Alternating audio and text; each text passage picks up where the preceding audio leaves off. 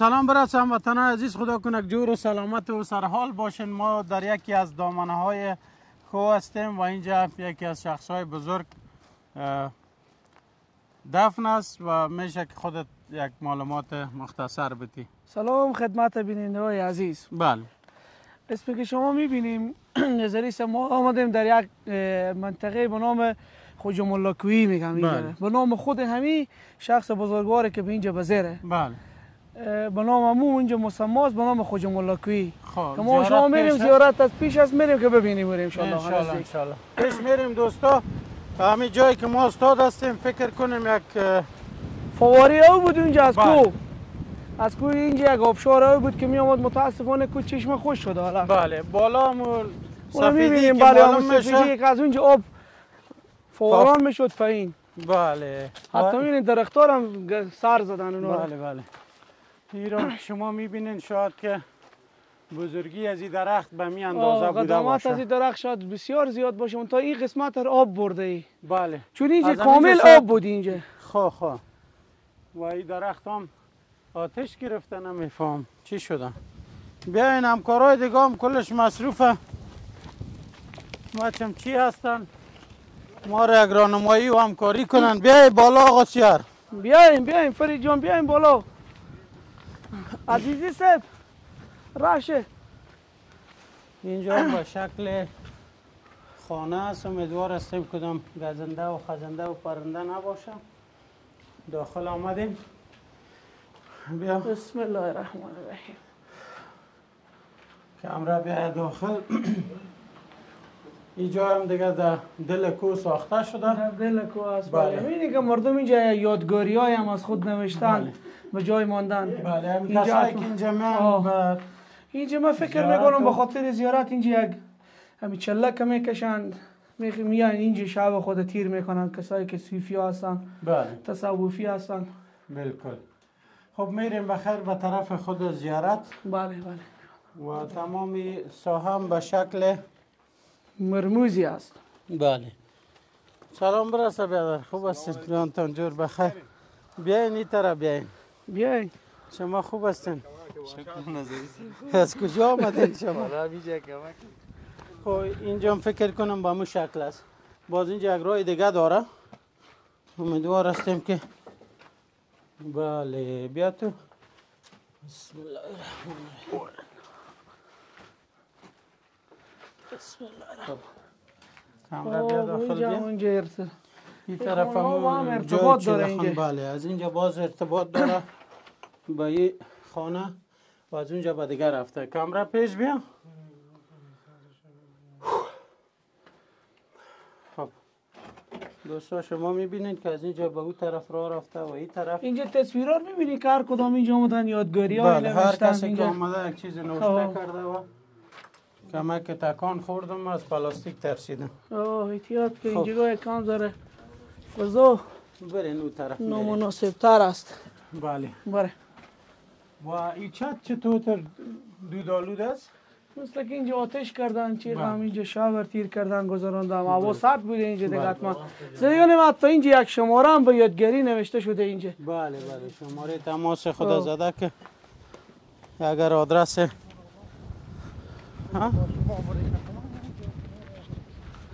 این سنگار هم که شما میبینیم به چی قسمی هم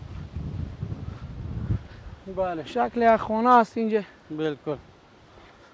اینجا هم فکر کنم که بیا امیر اسم رب شهدای و صدیقین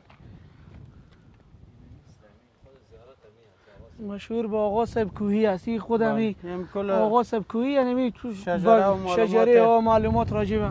بله. شما یک بار فرزند جبدالخالق از قوم استانکزی بود. در سال 1346 در محله وردکو تولد شده و تاریخ 1397 در حین ادای نماز عصر در همین مکان به شهادت رسید. همینجا. بله. این که چگونه به شهادت رسیده نوشته کرده؟ جای او بود، دائم مسکن و ماوای او بود.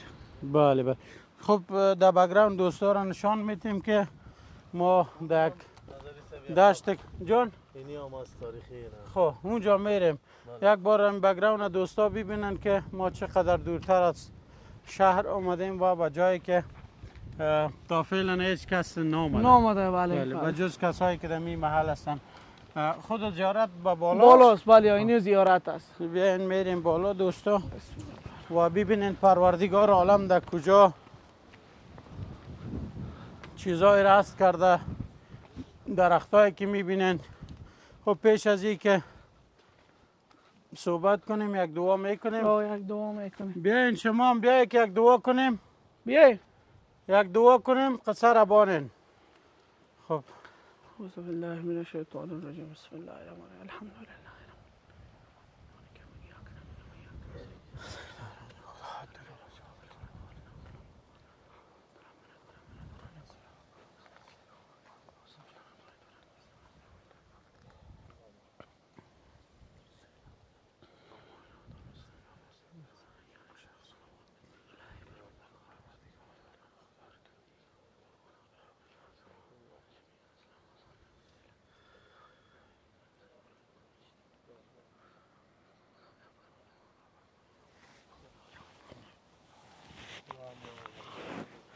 خداوند بیامرزه. خب اونجا دوستا به نام بیر یک نوع میوه است.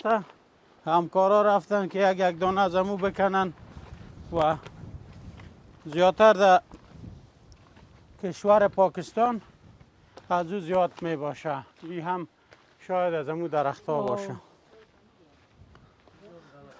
بله اینجا است اینه. خب دوستا اینجا یک اتاق است. بیا تو شکیب جان. باز اینجا یک راه رفته به داخل یک راه رفته که به شکل سوفواره دیگه نمیفهم اون طرف هم شاید که اینجا قبلا اینو مغارایی بوده که در اینجا ذکر خدا رو میکردن. در اینجا بودی باش داشتن. در اینجا دوستان خدا در اینجا شبار تیر میکردن. بله و یا یکی از نظر دشمن پنهان میشدن در اینجا. بله خب دوستا اینجا کمه که ثمره آب دیده میشه. ببینیم که کدام چشمه وجود داره یا ای که توسط کدام چیز اینجا آب آورده شده. در اینجا نظری صاحب بله در روز زمان روسا اینا مجاهدین بله در اینجا مبارزه میکردن و بسیار. همین سنگا و چیزا محل بوده که اینا تو بیا کم سر آب پیدا کنیم. کم کم آب جریان پیدا کرد. به نظر من کدام چشمه هست اینجا. بیا بیا بیا بیا که پیدا کردیم آب.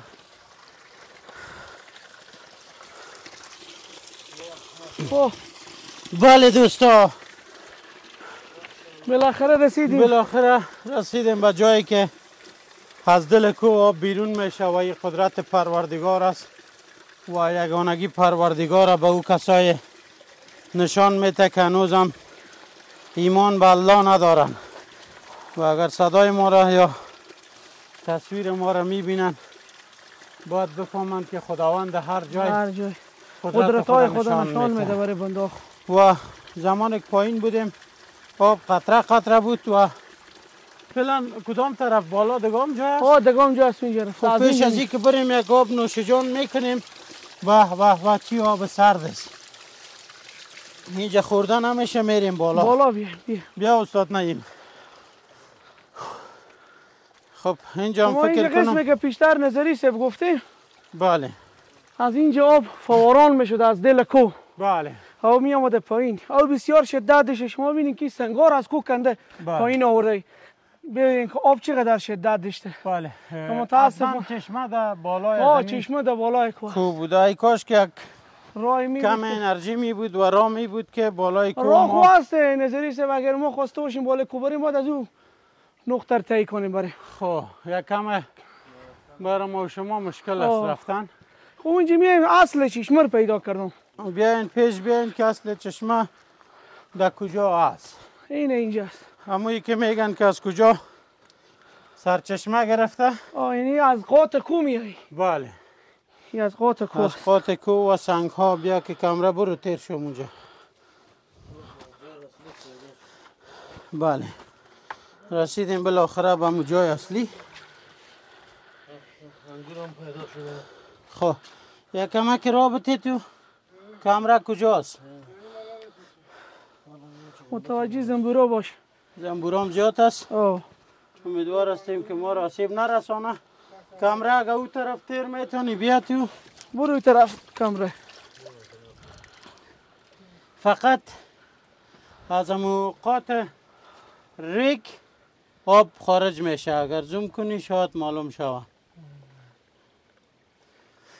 یعنی با مقدار آب اگر کسی بخواه اینجا زندگی کنه میتونه، چون بدون آب زندگی کردن مشکل است و این آب است که مایه حیات است و مردم میتونه که همیشه وقت از آب استفاده کنه مگر نه ای که اصراف کنن. شما پایین دیدین و تصویر فیلی را دیدین. آب میشه. بله. خوب دیگه ای را خداوند خودش میدانه. به این طرف هم کم است اما آب اصلی از اونجا میه.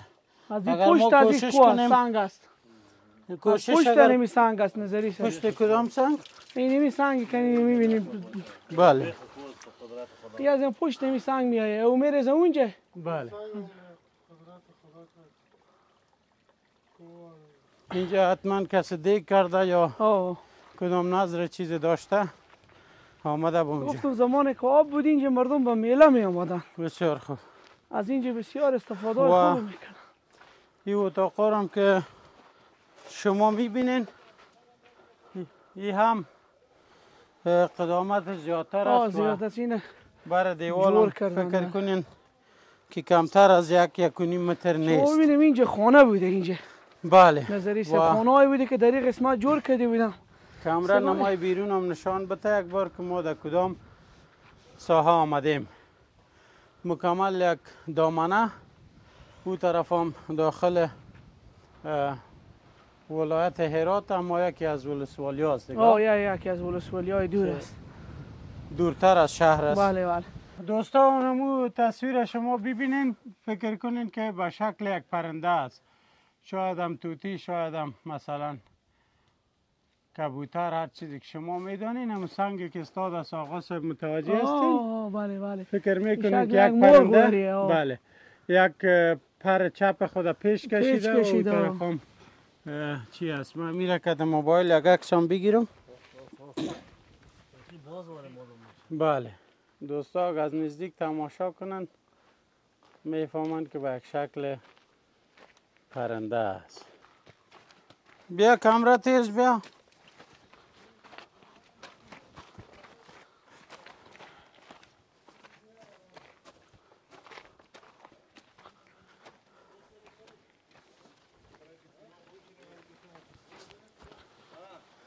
خب دوستا رسیدیم به یک بخش دیگه از این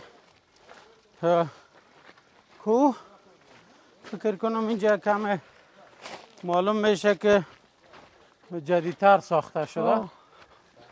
خب دوستا رسیدیم به این ساحه. به اینجا هم فکر کنم به شکل چلخانه که شما برش میگین ساخته شده.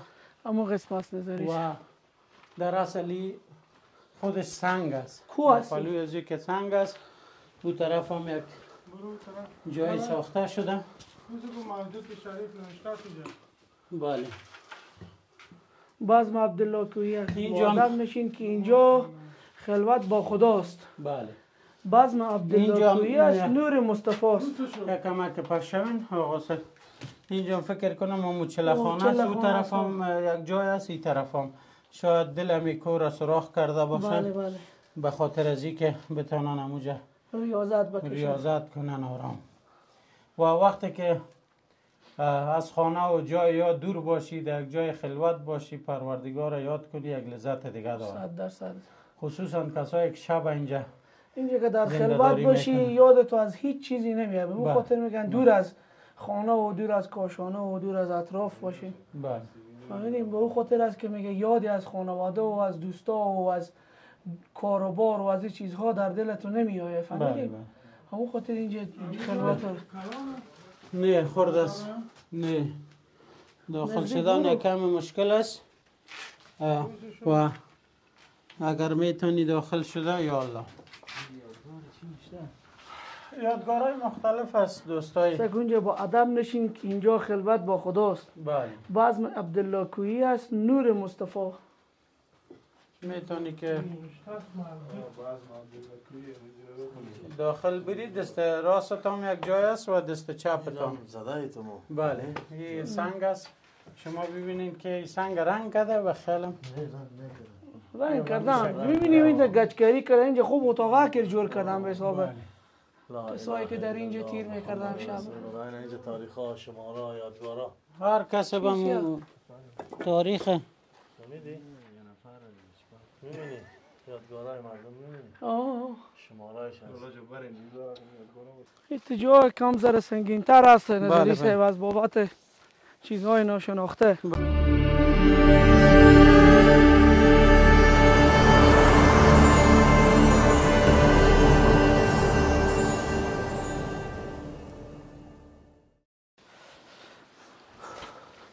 با اون موجودات هم وابستگی دارن. بله فهمیدی؟ ولی ما و شما از اون طرف را نبود. بیه اینجا کم مشکل است.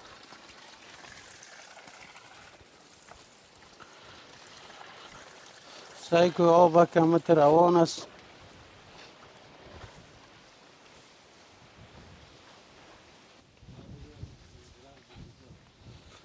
گرنگ بود؟ تو هم کدام چیزی احساس کردی؟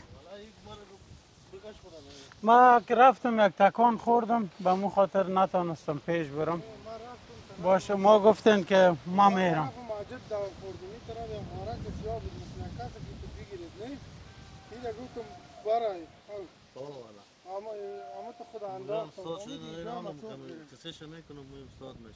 بله گرنگ بود. خوب حالا نمیتونین که یک بار داخل برین؟ نه با داخل نمیشه. نمیشه.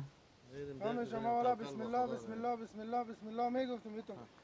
او یک تکه سرخ گشته مکمل کده کدام فکر میکنی فکر کو که ریکارد هستی فکر کو که ته فقط میگی کدام کسی که پنجه کش کرده باشه.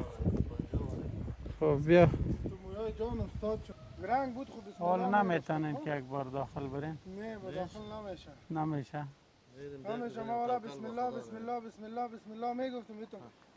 با زور زموت خودت چی میتونی که بری داخل؟ بله ها. توکل ما با خدا. یک کدام گپ نشه اونجا. نه از این موضوع میگذریم. کدام گپ نشه اونجا داخل. بسم الله گفتم. وطن دوست ما که کمر شدیدم فقط بگی تو یک پنجه اومده. بله بله. تراش شده اینم تو مرا گفت که بکش خدا. بله. حتما کدام کرامت دیده دیگه. بله بله بله. که مرا گفت که اونجا بکش خدا. دوستای خدا ریاضت میکنه حتما از دیگه کسام اینجا هست دیگه. بله خداوند خودش میفهمه. کسایی هست که از اینجا از این درخت‌ها و از این محیط و بالاخره از اینا حفاظت میکنه. بله بله. فهمیدین هیچ امکان نداره که نباشه. خب ما باش کار نداریم، با ما کار نداشته باشه دیگه. ما شما گذر میکنیم از اینجا. گذشته است کو فکر نکنم که سنگ باشه. اینی وسط این درخت رو ببینیم نظری صاحب. خودش در میگیره. این درخت در گرفته. نظری صاحب. خب زیادتر جایا ما طرف پکتیا خوست. بله. بازم سبز از درخت این میبینی؟ درخت به نام چنار گفته میشه. بله. اینمی خودش در میگیره. سر به خود. سر به خدا. بیا تو کامرا پیش بیا.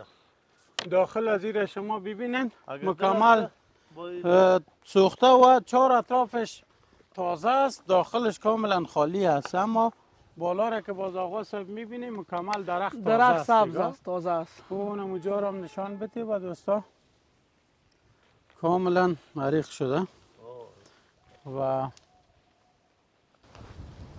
کل اینا درخت بود، مردم کندن اینا را بردن. از اینجا از این شله کو او می آمد. از اینجا یک منظره زیبایی بود.